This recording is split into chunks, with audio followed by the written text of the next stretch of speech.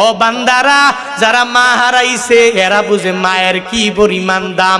ময়দান থেকে বাড়ি যাওয়ার পরে যখন মা দুনিয়ায় নাই, বাড়ি যাওয়ার পরে মাকে যখন পায় না, তখন স্ত্রীরে বারবার বারবার ডাক দেয়।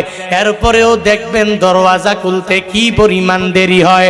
অথচ ছোটবেলায় যখন মা দুনিয়াতে বেঁচে ছিল, একটু ওয়াজ মাহফিল শুনে শুনে যখন বাড়ি যাইতো, ওই মায়ের কাছে যাইয়া ওই দরওয়াজায় করা নাড়তো। একবার যদি ডাকতো, মা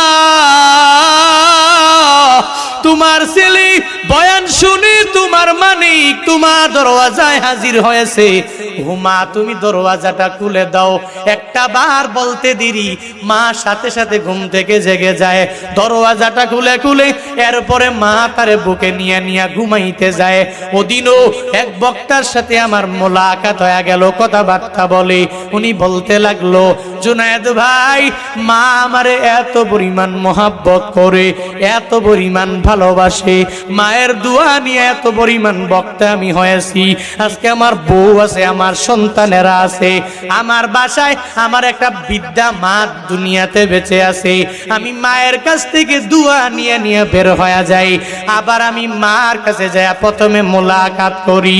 আমার বউ ঘুমায়, আমার সন্তানেরা পর্যন্ত ঘুমায়, কিন্তু আমার জনম দুঃখিনী মা, ওই মাটা ঘুমায় না।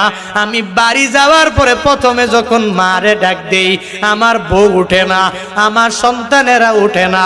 আমার মা সঙ্গে সঙ্গে আমায় ডেকে বলে, ও সন্তান আয়, তুই যতই বাইরে থাকো, আমি মা যতই চেষ্টা করি, একটা সেকেন্ড আমার চোখে ঘুম আসে না। মায়েরা কি পরিমাণ দামি জানো ভুলার মুসলমানেরা?